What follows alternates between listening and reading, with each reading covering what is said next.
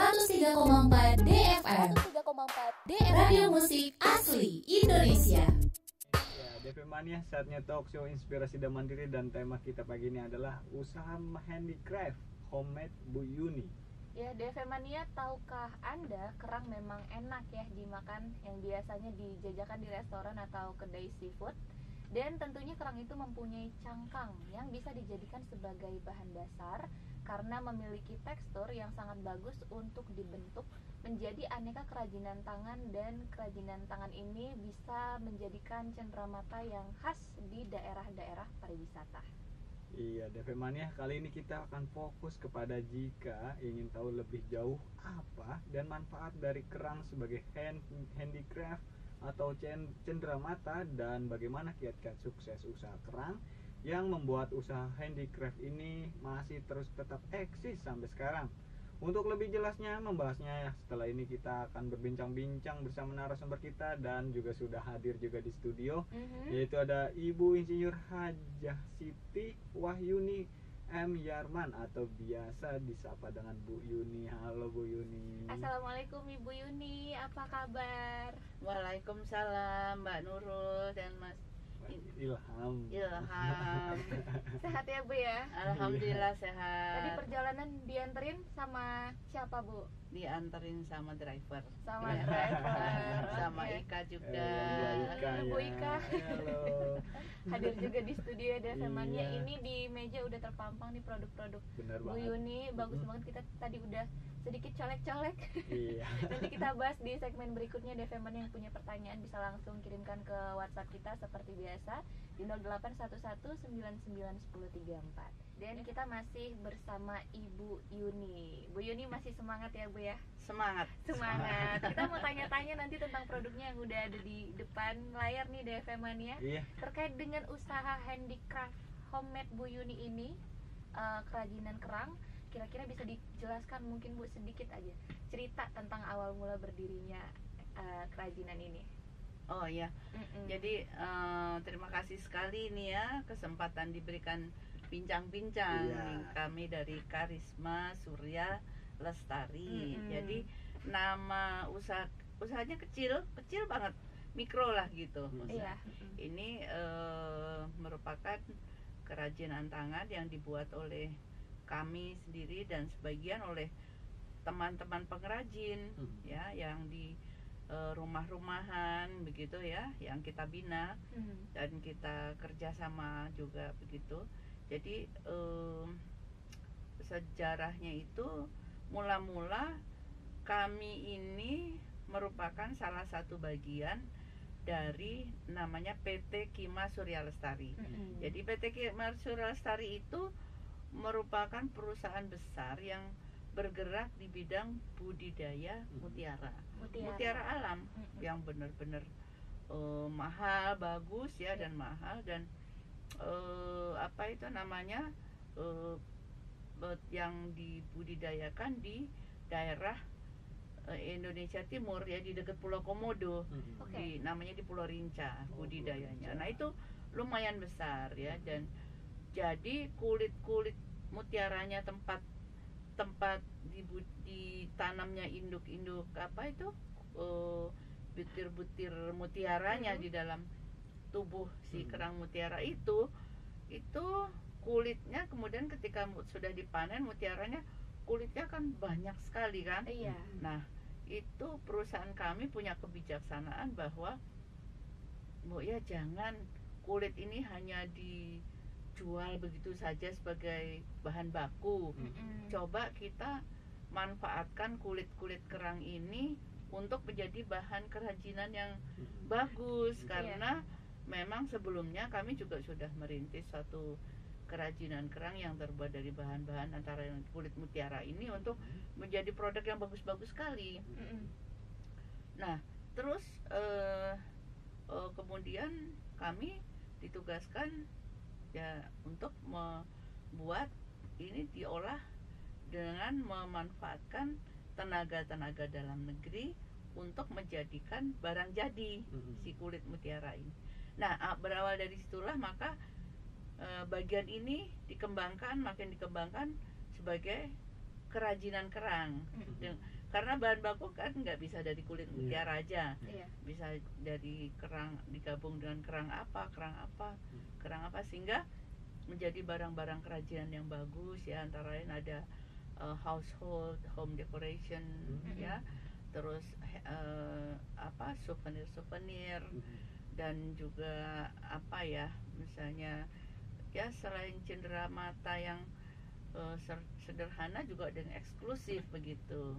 Nah, jadi sejarahnya begitu. Jadi semula sebagian dari PT Kima Surya Lestari kemudian berkembang menjadi Karisma Surya Lestari gitu. Dari Kimo ke Karisma. Iya. Oke. Kalau boleh tahu juga nih Bu, ini ide mengembangkan usaha handicraft ini dari mana Bu? Idenya semula itu dulu ketika kami sedang bertugas di perusahaan lain ya, kami ditugaskan untuk keliling ke seluruh negara, sebagian besar negara Asia, termasuk antara lain Filipina. Nah, di situ surprise sekali bagi saya loh, kok Filipina kerangnya tuh sudah menduduki department store itu 4 lantai isinya kerajinan kerang semua. Dari lampu sampai tas pesta, sepatu pasta, semuanya serba berkerang.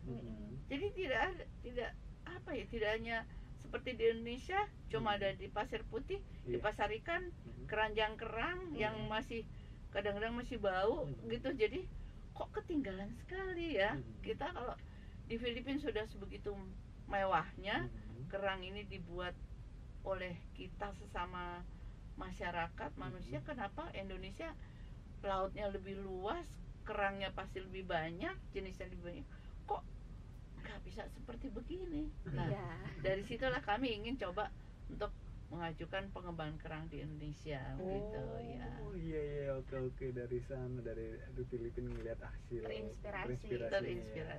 Oke, ya Bu, ini kalau boleh tahu nih bahan bakunya didapatnya dari mana Bu? Bahan baku itu sebetulnya kerang ini tersebar dari ujung barat Indonesia sampai ujung timur. Jadi daerah manapun yang bisa kita capai dan dicapai oleh supplier kita, disitulah asalnya bahan baku. Ada yang dari Sumatera Barat, ada yang dari Lampung, ada yang dari Jakarta sendiri, ada yang dari Banten, ada yang dari Bali, ada yang dari Jawa Timur, ya ada juga yang dari Lombok. Ya. Jadi bahkan ada yang dari Ambon juga. Jadi mana yang punya jenis kerang apa yang kita pergunakan dan istilah kata harga cocok ya untuk kita produksi.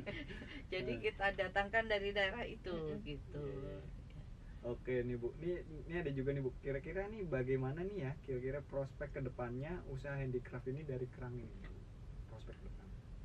Nah, prospek kedepannya ini ya, kerajinan kerang ini kalau memang usaha ini ditekuni terus ya dan mendapatkan dukungan dari pemerintah dari sisi kebijakan bahan baku ya. Jadi contoh misalnya kulit mutiara hasil budidaya di Indonesia ini banyak sekali ya pembudidaya mutiara dari Indonesia Barat sampai Indonesia Timur.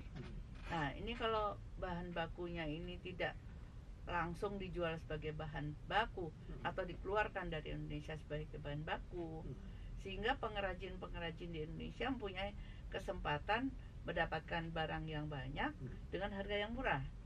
Nah, kemudian juga support dari pemerintah juga untuk pengembangan bagaimana seperti negara lain seperti Korea. Mereka itu sudah dengan mesin-mesin yang canggih ya, menipiskan kulit mutiara itu sampai berapa puluh 0, sekian mili ya untuk kerajinan-kerajinan. Dan jadi pengembangan teknologinya dan juga dukungan dari pendanaan modalnya ya, dan kebijakan pemerintah yang sangat mendukung untuk kerajinan ini baru bisa berkembang. Nah, selama ini berjalan, bagaimana ya ke ke ke kepiawaian kita yang ada pada saat ini, dan kepiawaian pengrajin atas bimbingan kita selama ini. Begitu. Jadi apa ya, banyak sekali yang harus kita harapkan dari kebijakan pemerintah untuk pengembangan usaha ini juga. Selain juga pemasaran, pasti pemasaran ini sangat menjadi kunci dari keberhasilan nih ya. Jadi kalau demand-nya tinggi, itu kan produksi bisa kita genjot ya. Tapi kalau demand-nya rendah, nah kita akan susah di situ. Nah, jadi pasar pun harus kita coba untuk mencari yang setinggi-tingginya demand-nya ya. Sehingga untuk itu perlu ya bantuan juga promosi ya. Seperti ini ya, alhamdulillah, mudah-mudahan nih menjadi media promosi juga bagi kami ini. Alhamdulillah, mudah-mudahan bisa mengembangkan ya. Dan promosi ini tentunya kalau mau lebih besar, tidak hanya dalam negeri, keluar negeri juga. Benar gitu ya. Jadi internasional ya. Iya. Ya berarti kalau dilihat memang prospeknya ke depan sangat bagus ya Bu ya. Tapi tetap saja harus mendapatkan support dan dukungan dari semua pihak. Termasuk juga tadi promosinya deh Femania. Dan kita bakal lanjut lagi nih ke produknya. Ini di part yang paling ditunggu-tunggu karena kita juga penasaran deh Femania. Ini kita mau tanya-tanya juga sama Ibu Yuni terkait produknya ya Bu ya. Iya. Kalau di tempat Ibu biasanya jenis kerang yang paling banyak digunakan atau yang paling apa ya istilahnya, yang paling bagus gitulah Bang Ilham ya. Itu jenis kerang apa Bu? Oh ya, jadi bagus itu relatif ya. Jadi bagus dari sisi dari Mas Ilham atau Mbak Nurul dan sisi saya pasti berbeda ya, tergantung selera. Jadi bagi saya semua kerang ini bagus gitu. Jadi tetapi bagaimanapun tetap ada kelas-kelasnya. Jadi dari kelas nilai harga bahan baku pun ya, dan kemudian setelah diproduksi menjadi barang apa, itu akan berbeda-beda bagusnya. Jadi contoh misalnya dari kerang mutiara ya, kerang mutiara itu ada bagian putihnya, ada bagian kuningnya. Nah, yang bagian kuning itu kebetulan tidak nampak di sini. Jadi ini yang putihnya, yang bagian putihnya itu kalau dijadikan produk lebih mahal dari bagian yang kuning. Nah, jadi kayak ini kerang ini lain lagi. Ini terbuat dari kerang kapis. Kerang kapis yang Mbak Nurul atau Mas Ilham itu kalau makan di seafood restoran dibilang abalone. Nah, abalone itu bisa juga dari abalonnya sendiri, bisa juga dari dagingnya kerang kapis ini. Nah, ini juga dari kerang kapis. Nah, kerang kapis itu hidupnya berenang di laut begini ya. Nah, itu dagingnya di tengah-tengah. Itu kerangnya tipis sekali dan menjadi produk-produk yang seperti tempat lilin, congklak, tempat main congklak, terus kemudian piring-piring ya, berbeda dengan ini dan dari yang kerang mutiara putih. Jadi menurut saya sebagai pengrajin, asalkan kita membuatnya telaten dan dengan niat, dengan membuat dengan kualitas yang bagus, hasilnya akan bagus-bagus. Tetapi bagusnya berbeda-beda dan daya tariknya juga berbeda-beda. Ada juga tempat cover Al-Quran ya, ada juga cover Bible, ada juga cover daripada souvenir-souvenir. Nah, kami juga membuat itu souvenir-souvenir dan cindera mata dari perguruan tinggi, departemen ya. Misalnya departemen akan memberikan penghargaan kepada siapa. Nah, itu kita juga bisa membuatkan custom ya Bu ya. Iya, begitu. Jadi bagusnya beda-beda menurut perguruan tinggi ini, bagusnya dari kerang ini begitu. Nah, dari perusahaan-perusahaan juga mungkin akan memberikan apa parcel ya, Parcel. atau pribadi akan berikan parcel kepada siapa. Kami juga membuat itu set parcel ya untuk cenderamata kepada atau gift apa ya, gift kepada klien atau kepada, kalau di perguruan tinggi mungkin juara-juara atau Iya. yang lulus sarjana gitu ya. Istilahnya semacam penghargaan, Iya. plakat penghargaan begitu Plakat ya, Bu, ya. penghargaan ya. Tapi nih first impression lihat kerajinan ini DV Mania kaget banget karena bisa mengkilap dan mulus. Ini diapain, Bu? Ya, ya memang kalau kerang aslinya memang tidak halus dan mulus, itu selalu teknik pembuatan kerang ini ada macam-macam. Ada yang dengan cara pemotongan, penempelan, kemudian pemolesan. Nah, begitu juga kalau dari kerang ini juga ada pemotongan, ada penyolderan, dan ada pengecatan, vernis dan sebagainya. Jadi banyak teknologi yang dipakai ya untuk ini, dan bahan dasarnya misalnya kayu. Ini kan ada kayu pun juga harus kita buat yang tidak pecah, karena sekali pecah ini akan ikut pecah. Akan ikut Kerangnya juga, kena. semua kena. Akan tidak bagus. Jadi Iya. kita pertimbangkan pembuatan produk kita untuk negara 4 musim juga. Jadi seperti begini kita pertimbangkan untuk negara di musim dingin atau panas tidak retak gitu ya. Jadi kenapa bisa halus ya? Dipotong dulu, ditempel, dipoles, seperti wanita juga. Nih kalau DV Mania ngeliatnya soalnya bagus banget ini. Iya. Mengkilap ya, Bu Iya. ya. Ini bisa dibikin pajangan, taruh di meja, taruh kue gitu DV Mania. Jadi pemanis ruangan ya. Iya. Tapi ini polanya Nurul lihat beda-beda, Bu. Kalau yang ini kan kotak-kotak nih, kayak keramik. Yang ini kayak abstrak. Ini polanya bikin sendiri atau gimana, Bu? Apa emang ini bawaan dari kerangnya? Oh enggak, itu semuanya pakai pola. Jadi kita menghendaki desain yang bagaimana. Misalnya Mas Ilham atau Mbak Nurul menghendaki, oh ini saya pengen tempelnya bulat-bulat. Bulat-bulat. Nah, tapi apakah nanti akan matching ke sini kan? Kalau bulat kan, Iya. nah, atau mungkin bulat-bulat di pinggirnya lurus. Itu tergantung dari desainernya gitu. Iya, Jadi ada juga desainernya, atau desainer itu bisa datang dari pembelinya, dari kita sendiri. Ada juga memang desainernya begitu. Jadi ada juga yang menghendaki ini persegi-persegi itu mungkin dari desainernya juga, tapi ada juga dari pembelinya yang mengharapkan permintaan, request. ya. Oke Bu, ini juga mau tanya juga nih, sebenarnya ini target pasarnya ini kemana sih Bu, pangsa pasar kalau boleh tahu?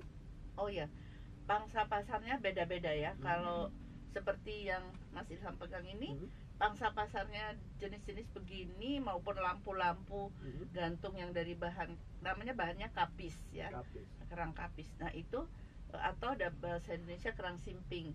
Itu pangsa pasarnya Jepang ya, mayoritasnya Jepang. Nah kalau yang seperti begini juga ada Jepang, ada juga Eropa, ada juga India. Jadi beda-beda.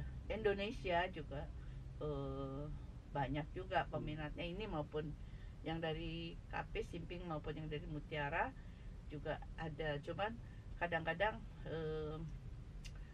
gimana ya, kadang-kadang mindset orang Indonesia itu menganggap kerang gitu, kayaknya dihargain murah gitu loh, kerang itu ya, pandang sebelah mata gitu ya. Padahal aduh ya, kalau kita lihat di seafood restoran itu kan harga abalone yang cuman satu ekor aja udah mahal banget gitu kalau makan seafoodnya gitu. Tapi ketika jadi kulitnya kok sia-sia kayaknya, dianggap murah gitu Iya. ya. Iya. Soalnya dikira nggak kepake mungkin kulitnya Bu, padahal kan sebalik itu kita bisa gunakan jadi seperti Bisa dibikin ini. seperti Iya. Ini kalau ngomongin kerang yang tadi yang Ibu bilang abalone kan mahal nih Bu. Ini kalau untuk kerajinan kerang di tempat Ibu, kalau untuk range harganya antara berapa sampai berapa Bu? Nah, sebetulnya harga itu tergantung dari gini ya,